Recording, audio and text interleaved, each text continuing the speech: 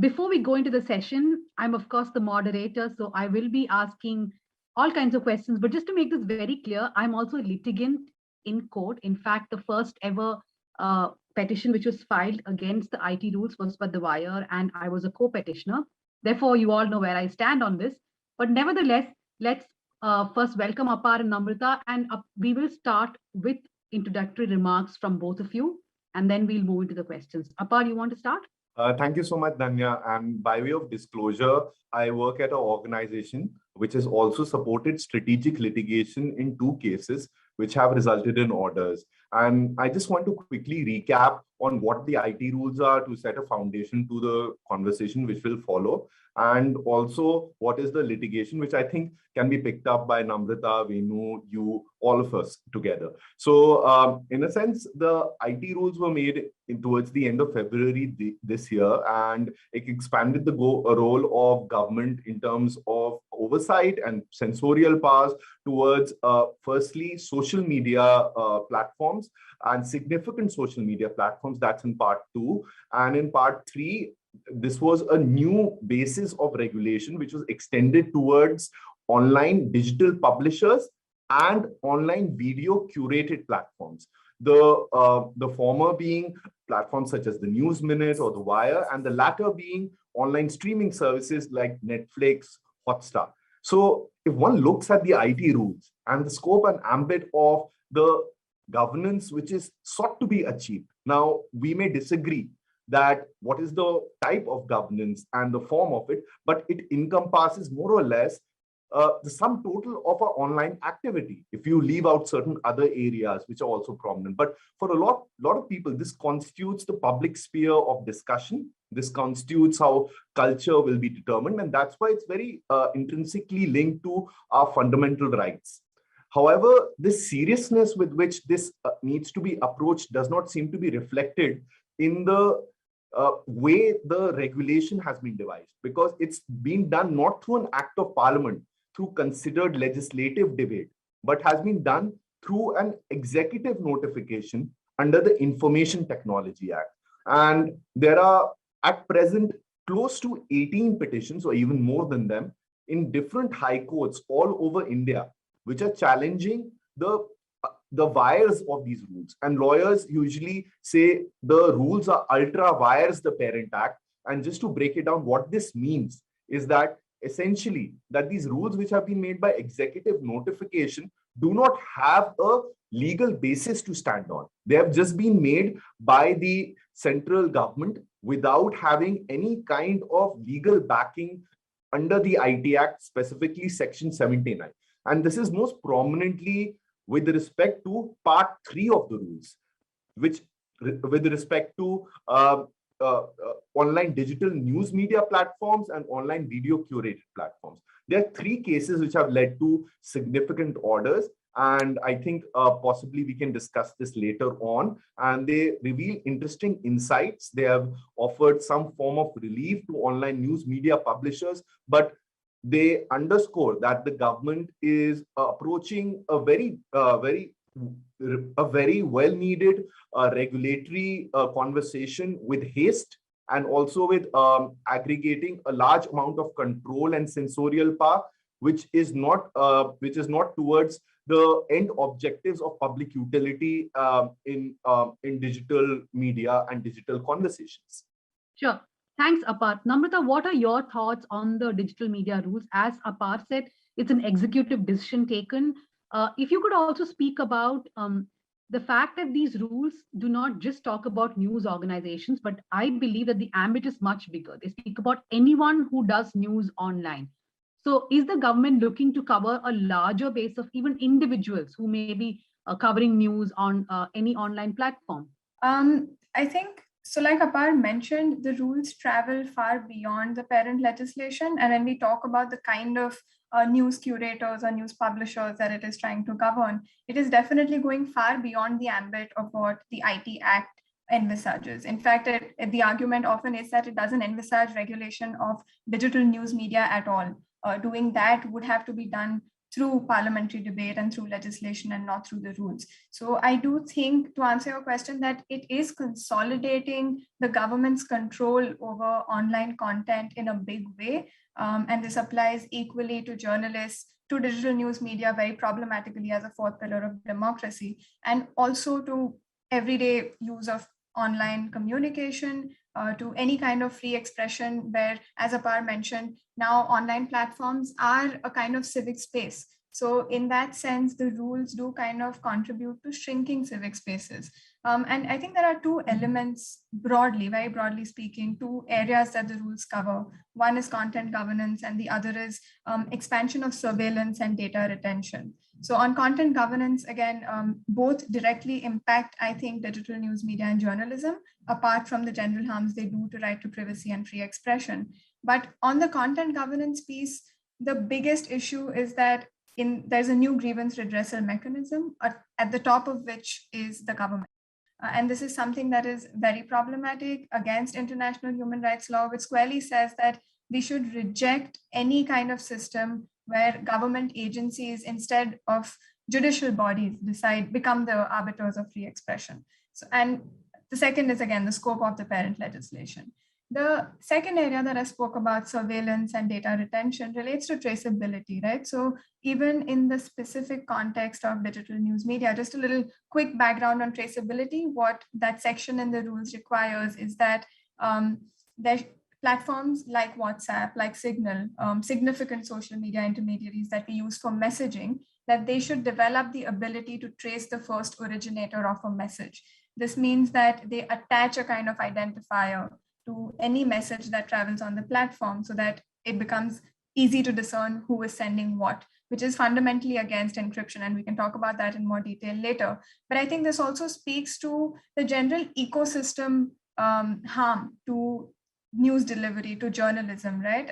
Before we see news online or on television or on newspapers, there's a lot of communication happening between journalists and their sources or internally. And I think encrypted platforms are vital to even making sure that we have an open news, open information exchange system in the country. So in that sense, I think that also, in addition to the general harm, there is a very specific harm to the digital news media industry as well. Okay, thank you, Namrata. Apar, so one of the contentions which everyone has raised through various petitions, like you said, almost 18 petitions across different high courts, is that in the haste to bring this law, all news websites or news organizations, digital news organizations, have been classified as intermediaries. We are not intermediaries, is what we have been telling the court, right?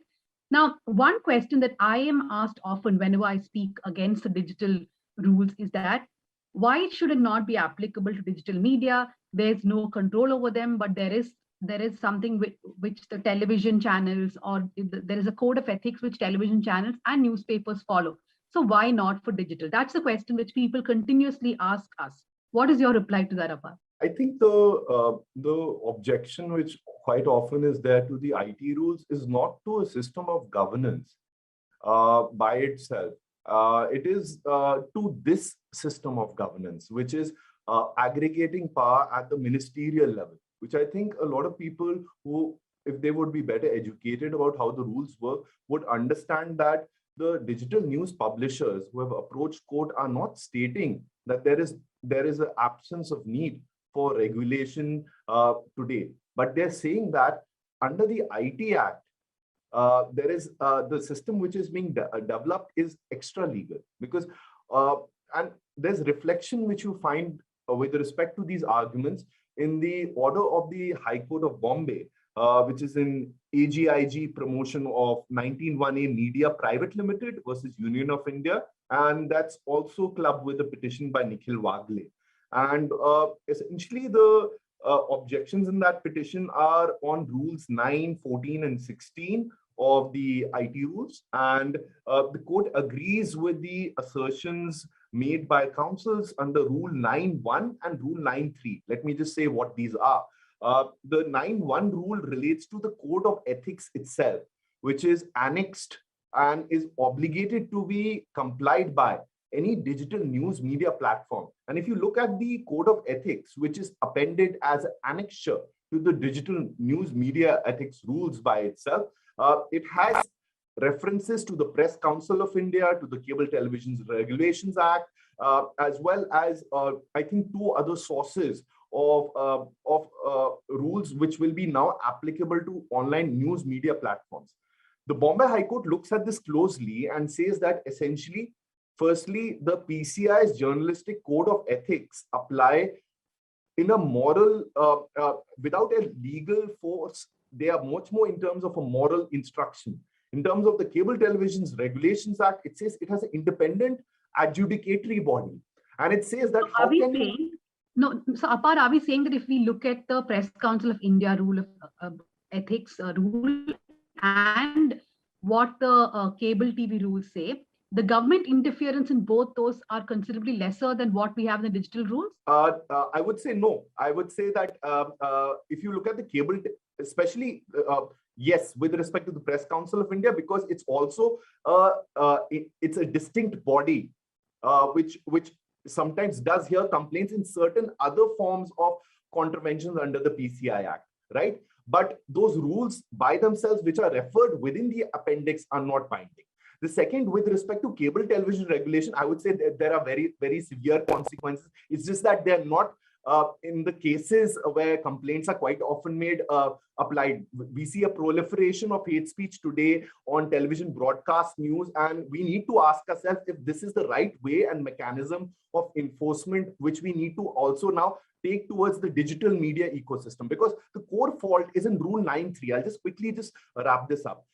It says that at the very top tier in terms of adjudication, what sits is the ministry itself, which acts on the basis of recommendations which are made to it by an interministerial committee which is set up. So what happens more or less is that the ministry, which is the Ministry of Information and Broadcasting, which itself may be the subject of journalism. Certainly, if you open the newspapers, it's the central government which occupies the greatest space in terms of journalistic scrutiny. But what happens is that if it also becomes the censor directly and has powers independent of the blocking rules, also arguably towards issuing emergency directions towards blocking, that's a very high censorial power, which is why the Bombay High Court has stayed rules 9.1 and 9.3. And this has also been reaffirmed in the petitions before the Madras High Court and DM Krishna and Digital News Publishers.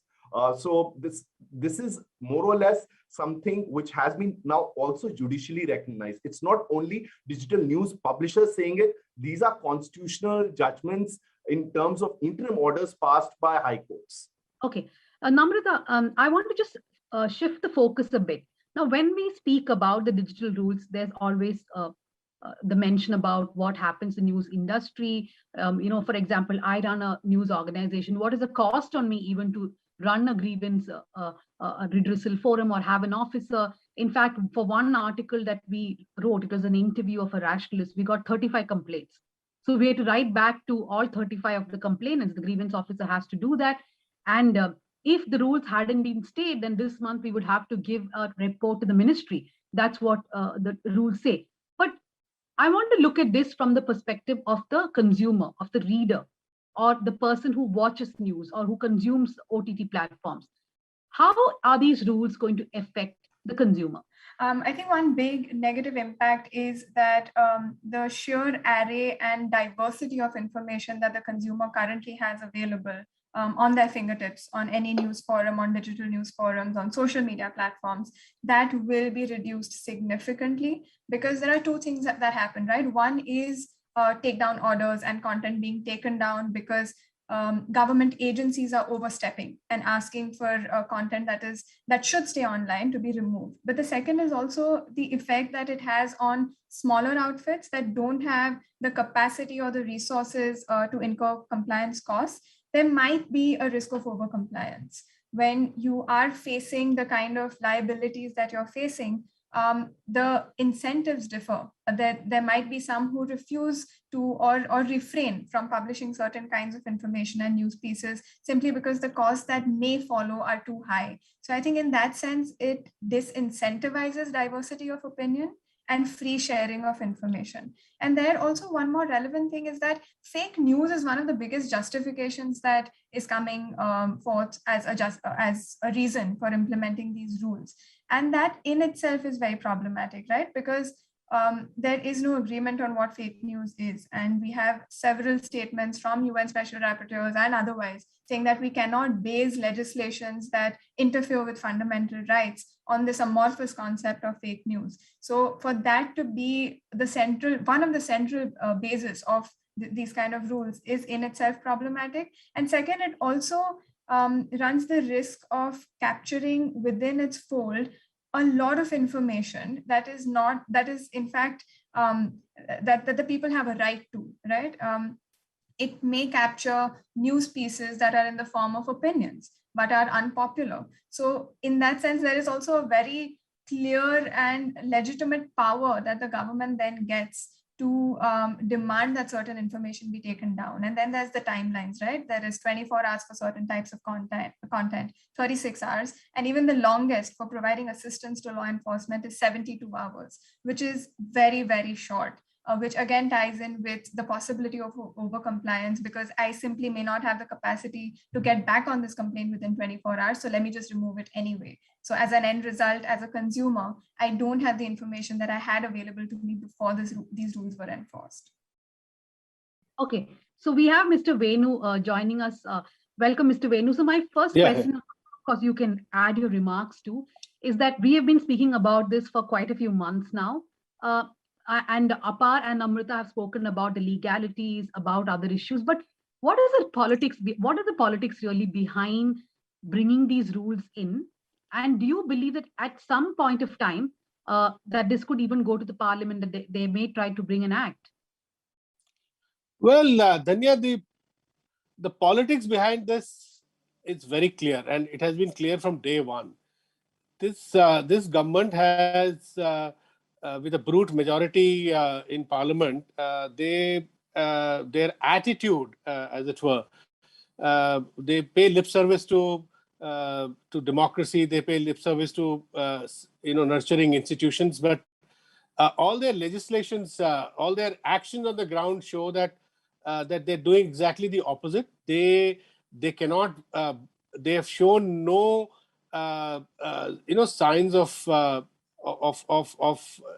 nurturing any of these institutions, media being one of them, democratic institutions, and they have shown signs of not signs. They've shown very clear tendency to be intolerant of dissent, and this is manifested in various ways.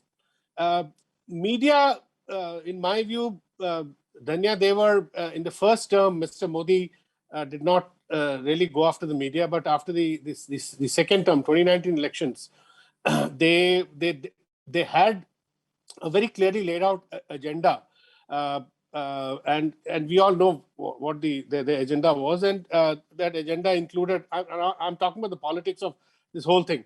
They had to push through a lot of things, which included the Citizenship Amendment Act, which included the reading down of Article 370, which included, pushing through laws which were not necessarily discussed in Parliament, farm laws, etc., not properly discussed either in parliamentary committees or properly, discussed in Parliament. Now, to do all this, the media was very much part of the instrument for debating many of these big political decisions.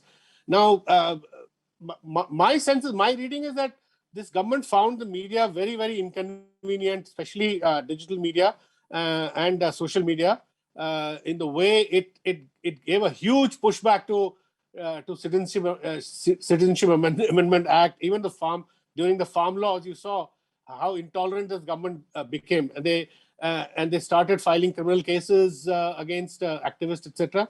So all this is then a part of the background. Now, so they decided at some point during COVID, they thought the period of COVID was a very convenient time for them to devise these new laws through which they could muzzle the media, muzzle dissent. So and they just went ahead and did something which I entered journalism in the early 80s. I have participated when Rajiv Gandhi in the late 80s brought a press censorship bill. Then there were 300 journalists who protested and marched down this boat club and went to before Parliament House, and there were editors like Enram, Arun Chori, and reporters. All the entire media came together in opposing those bill, and the bill had to be withdrawn. Now, I actually saw an exact repeat of that, a blatant attempt to muzzle the media and this time, of course, at that time, social media didn't exist, internet did not exist. The context this time context was different, but the political muzzling dissent and muzzling media was the common factor this time, as it was in the late 80s. And the only thing the difference, Danya, that I saw this time was media was not united. Now, I want to say this because you and I have discussed this when we went to court. We were the first to go to court. Because at that time, media was not fragmented like it is today. At that time, there was not even television in the way that we have television channels today, like 300 channels. So at that time, the whole the idea and the consensus was very clear that this was the clear attempt at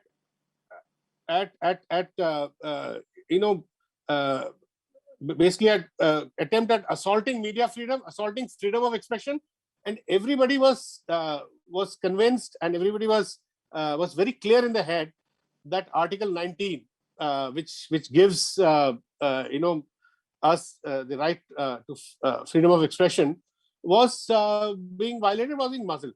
So this time also we have that article.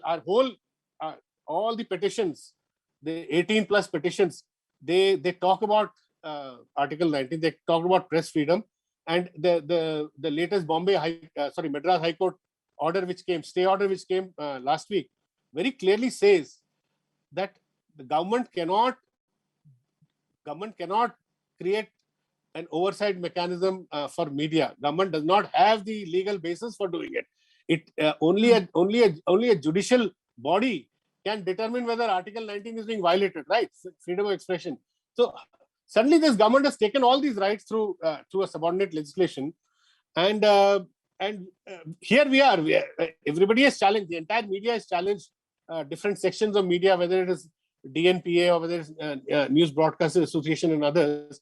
But I have not seen the same kind of movement that we had in the late 80s this time. Although people are challenging, belatedly challenged the online, the news media laws as totally violative of the Constitution and totally removing all safeguards for freedom of expression. But unfortunately, as we have discussed, media is fragmented.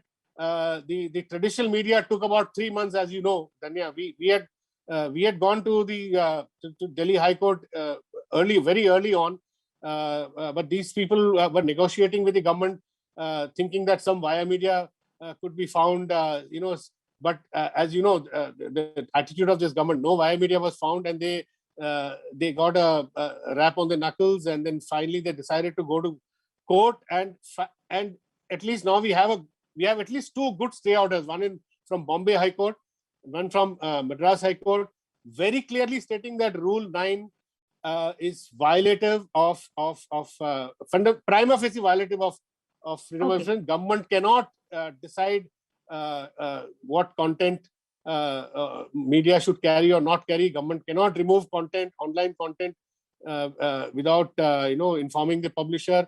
And the oversight mechanism, which I think most shocking, some 9 joint bureaucrats, 7-8 joint secretaries sitting and telling media what it should write and what it should not, trying to act as super editors. Patently illegal, patently unconstitutional. I think the stay orders depict that, and I think the government today is on the defensive. It is highly embarrassed, and when it is taken up by the Supreme Court They've gone to the Supreme Court for bunching up all the petitions. But I think the developments so far, in my view, are very, very positive for the media, whether it is the Madras High Court stay, Bombay High Court stay, or the Kerala High Court stay for News, Television Broadcasters Association, or the original Kerala High Court stay, which Live Law got. I think the general consensus. Yeah. I'll just interrupt here. So before going to Apar, I just want to make one point from what Mr. Venu said. I mean, it is of disappointment that the media is fragmented. In fact, just to make it clear, the big media houses did not want to challenge the law. They did try to negotiate with the union government. They, in fact, wrote to them saying that since our television channels or print publications are part of a code of ethics under the Press Council or under the Cable TV Act, even our digital should be under that and not under the digital media rules. But the government did not oblige. It said, no, even your websites will come under the digital media rules. It is only then that the big media houses decided to go to court. I really wish that they showed the courage, even just when the rules were announced, calling out the government, saying that this is against freedom of expression. Apart, one thing I want to ask you, though you and Mr. Venu have said that the stays from the high courts, from various high courts, do look quite positive. The whole framing of this dialogue, right? Like this, that this is the government trying to do something about fake news. In fact, from that infamous press conference, which Ravi Shankar Prasad and Javadekar had, both no longer ministers, but the narrative was that this is against fake news, this is against child sexual abuse.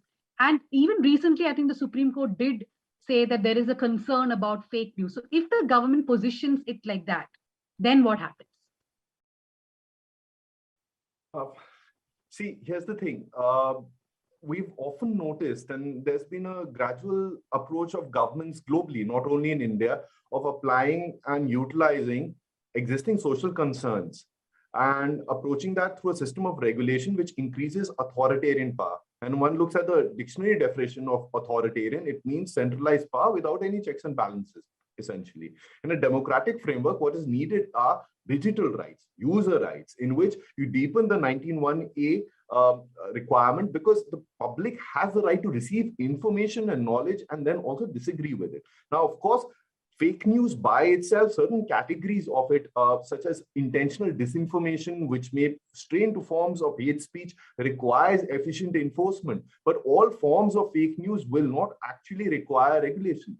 People may already get a sense this is a very complex dialogue requiring a very deft handling of civil liberties as well as the larger digital ecology, given that nobody's happy with how social media is right now, irrespective of where they stand on the political spectrum. The second issue, I'd like to just re-emphasize what M.K. Venu is saying, that when Rajiv Gandhi introduced the defamation bill, we saw leading editors taking out a 4-kilometer march, and people should Google that. Just look at that picture. There's Khushwant Singh, there's Goenka, all of them. Where are these people now? And this is an important question, because we may win in the courts, but what we actually need is for the media fraternity to put up a much more common stand and also protest through physical action, not only through petitions. And this responsibility falls on the leading publishing houses. One looks at even the precedent of the Supreme Court with respect to the press cases, as they're called by lawyers. Who have they been filed by? The Indian Express Group, Sakal newspapers, or the Bennett and Coleman Group. These are what are the bedrock of press freedoms in India. And where are these people right now? Neither in court nor on the streets. So it does make us question. The third and the final point I'd just like to make very quickly here is that while we do think that the digital media ecology needs to be regulated, and this will be a difficult conversation, what we are looking at present is direct ministerial control. And this is dangerous not only for digital news media, but also for broadcast media. I'd like to emphasize that if you're unhappy with what's being shown on television, that same system of regulation or something very similar to that is being mimicked with respect to online news regulation today. And this is going to lead to outcomes where you will have the worst of all worlds: government censorial power, without satisfying the restriction of speech, which is possibly having fighting words or having elements of hate speech and demonizing communities, minorities. Mr. Venu, do you think we're ready for the difficult conversation on regulation itself? Of course, we are against any sort of against government censorial powers, but is the digital media in India ready for that conversation about regulation, like Apar says? And if so, what kind of regulation would be acceptable? See, Danya, it is even when we went to court, our generally our case as standalone born digital media, one way the government is also trying to sort of divide the media industry is by saying that the traditional media is already regulated by Press Council of India Act, and the traditional TV media is regulated by the Cable TV Network Act, and they've used the same logic. The IT Act used the same logic to keep newspapers in a very sort of artificial sort of way, keep newspapers out of the ambit of IT rules, and the exact electronic replica of the newspaper also has been kept out of the ambit. Right now, I'm saying that and many petitions also said this is a highly irrational kind of division. Now, what a newspaper publishes, the online version publishes almost the entire content and probably more. So the two are sort of. I mean, they you cannot separate the two are the same, right? So what we today need is a comprehensive regulation where the online standalone digital media also is subjected to the current kind of regulatory system, like Press Council of India Act can be made little more, can be refined a little more and be extended to online, and we are happy to discuss that.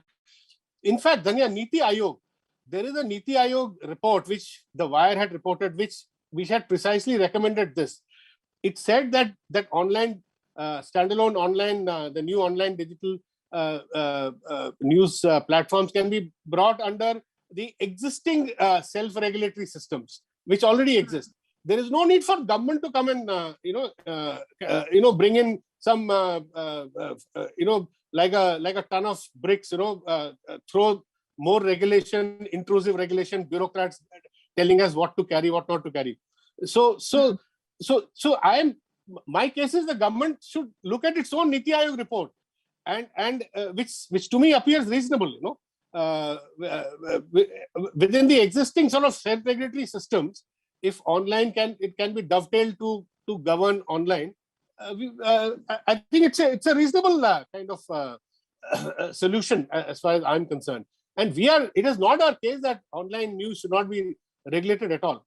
And number two, Dhanya, this debate itself is redundant because this government, it really doesn't need a law to regulate media, because for every story, even normal stories, they are filing FIRs against journalists and publications.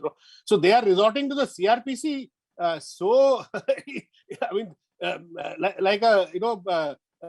so routinely that it is ridiculous for them to argue that they need more instruments to regulate media.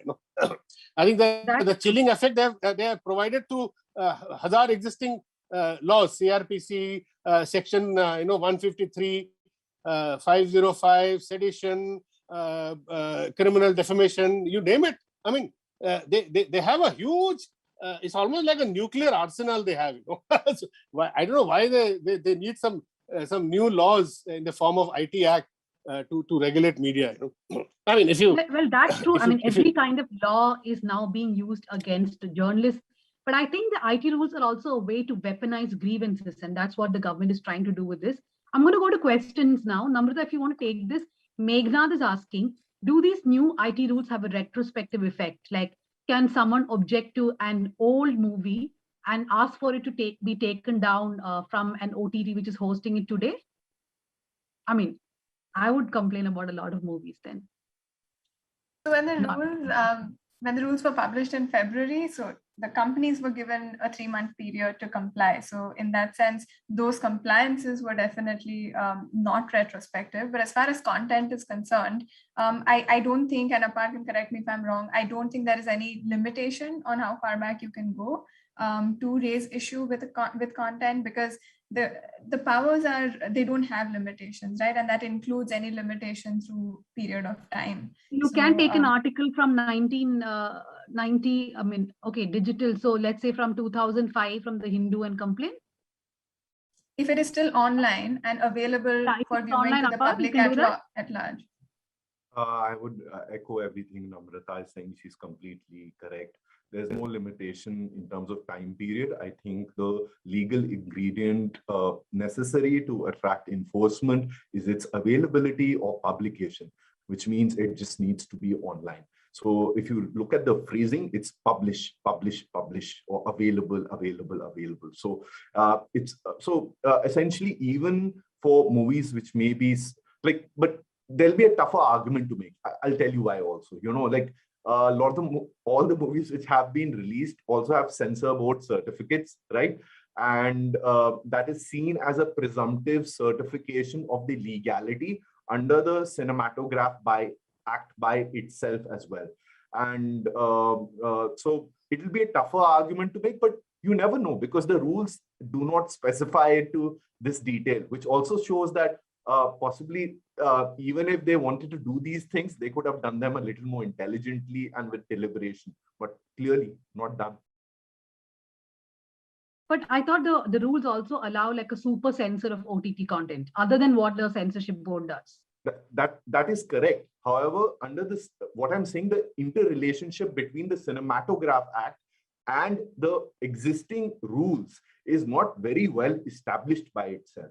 So a prior cinematographic certification by itself in certain instances, for instance, when it is telecast on television at a certain point in time was permitted, but thereafter under the cable television regulation rules, they said then certain certifications like for the A category need to be shown after this and this time. We have not reached that level of certainty, Danya. And you are right. There is power at present, and I am agreeing with Namrata, but I'm just saying that just to be fair and possibly, I don't want to use the word balanced, but what the hell balanced? From what I've seen in the past, the sensorial funnel sometimes is a little much more elongated in a sense. It's not very short. So you don't know what you can publish and what you cannot publish. So quite often there's no clear insight into what's legal and what's not legal. And this is a bigger risk I'd like to indicate to Meghnad and everyone who's watching, because when movies are made, they're made on the back of producers and the capital allocation which is done, right? And nobody wants to invest money into a project which will possibly not be telecast or taken down from an OTT platform at a future point in time because a Twitter hashtag ends up trending one day and their complaints sent, even if that same feature is certified for exhibition in broadcast or in cinema. So basically, you're saying that these digital rules can also erode digital rights in a way that movie producers may decide not to make controversial subjects anymore because it's open to grievances and everybody's just going to weaponize grievances and keep complaining about that movie and perhaps try to take it down, right? It's already happening. So there's a Mint report I remember reading a few months ago that several controversial titles have been dropped. And if people want to ask themselves why there are no contemporary movies about historical dramas, much more like in the 70s or the 80s, of course, we've seen now, because of the political environment, a lot of criticism about the period with respect to the emergency. But we have not seen that level of contemporary criticism, let's say, far back like 5 years of governance. Why is there only hagiographic kind of depictions of certain political personalities? It's because of things like this. And it really weakens the amount of cultural debate which is available in India. And this kind of shift also from much more narrative projects, like let's say adaptation of a Salman Rushdie novel, for instance, like Midnight's Children, etc., will really run into some kind of rough water. For instance, when we saw, I think the adaptation of A Suitable Boy, this also had a trend for a boycott, and boycott trends are done every second or third day. In fact, Danya, let me tell you, and let me end with this, that when we filed RTIs with the Ministry of Information and Broadcasting, we found out that they were templatized and sent to the Ministry of Information and Broadcasting with respect to Tandav, having the same sentences, okay, and essentially calling for criminal penalties against the makers of Tandav. And this was done over a period of 3 days, corresponding with a Twitter ban trend. And immediately thereafter, you start noticing that this entire conversation about regulation of OTT platforms also starts creeping in. Okay, so in the other question is from Aditya Raj, who's asking, how does this work? Do you have an officer? I'll just quickly explain. So all of us are supposed to have a grievance officer in office. This can be an employee or not an employee. That's the person who will look at the grievances. We send the reply. Now, if the complainant is not happy with the reply, they can then go to the next level. And then, of course, the third level, which is the interministerial committee, which has not been formed yet. So we are unsure of who is that particular committee. If I can go to Mr.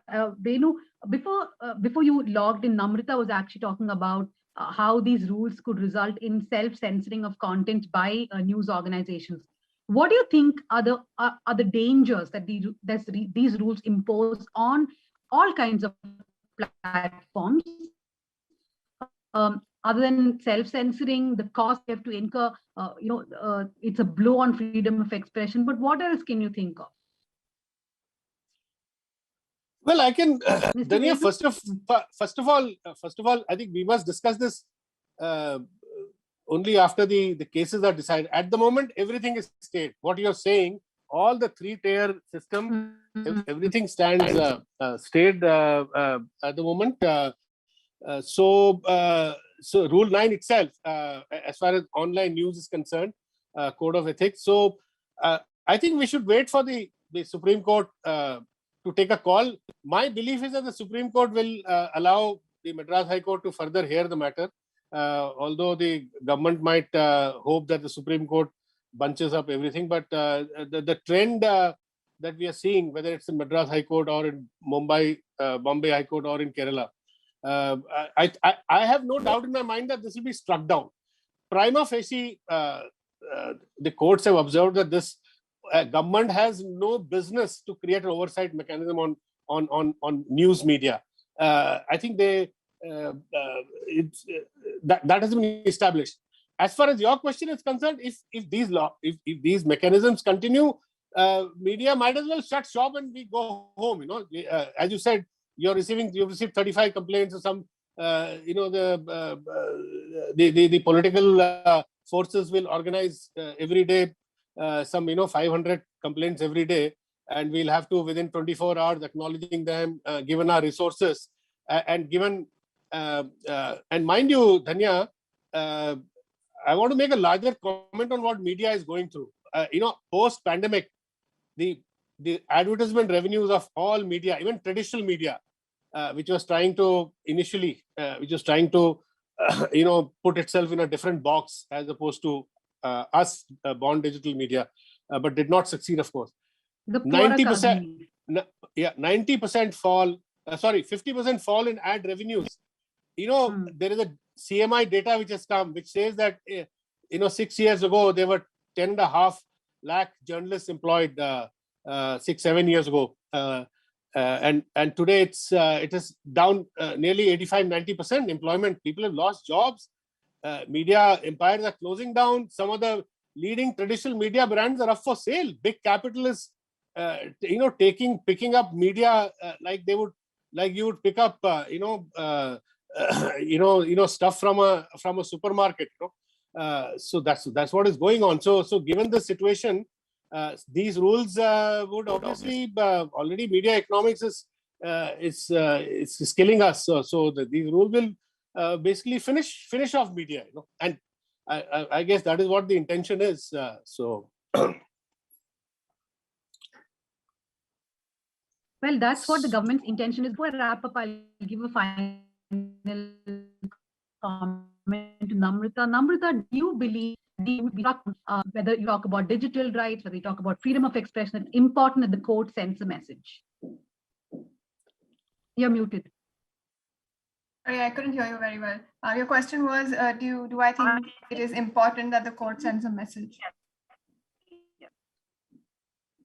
Yes, absolutely. I think it is important that the court sends a message because at the core of democracy is the system of checks and balances, right? And when we have the government overstepping, it is important that the court puts a rein on that power and checks that. But I'm also conscious that while we should peg our expectations on our judges, on judicial bodies, and we hope that they will deliver in the interest of protecting fundamental rights, at the end of the day, we should also continue to make demands from our government to withdraw these rules because these are elected representatives and they also have a mandate to make sure that rights are strengthened and protected. So the short answer is yes, court should act, but all our expectations should not be pegged just on courts. So don't peg all your expectations on the court. Both Venu and Apar mentioned about the protests against the Rajiv Gandhi government when there was a similar effort. So the voices against this digital rules has to come not just from the media fraternity, but I mean from the media fraternity as a whole, but from the people of this country too. Yes, Mr. Venu? I just want to add, Danya, I was part of that protest which happened during Rajiv Gandhi's time. And I wish even now it's not late if journalists can come together and stage a similar, peaceful march, even at the risk of, sedition being put on them. So I don't put it past these people. Also, Danya, I also want to point out one thing. All the media companies which are part of the Digital News Publishers Association petition in Madras High Court, I asked some of their main anchors, TV, why are they not debating this on their 9 o'clock or 8 o'clock show? I had no answers. They hours and hours of airtime has been given to the confrontation between Twitter and the big tech and the government. But we as news media, we've not discussed our own issue. Even after winning, getting such good stays from the orders from the High Court, I don't see them, these orders being discussed on TV. Why can't they call people like Apar or others and discuss positive developments? There is so much scare. I can't believe this. I mean, in my 37 years, I have not seen this kind of fear that has gripped the traditional media houses. I don't know what is it because of their economics, their survival. I don't know what is it. Why can't you discuss the Bombay High Court stay, which was the Madras High Court stay, which I thought was a fantastic order. I mean, economics, fear, whatever it is. I think the saddest part is that media freedom is not the first priority for a lot of media houses, and it rightfully should be so. And maybe we will have a protest. Maybe something will be organized if and needed in the future. I hope so. So thank you very much, everyone, for joining us. Thank you very much, News Laundry, for the Media Rumble.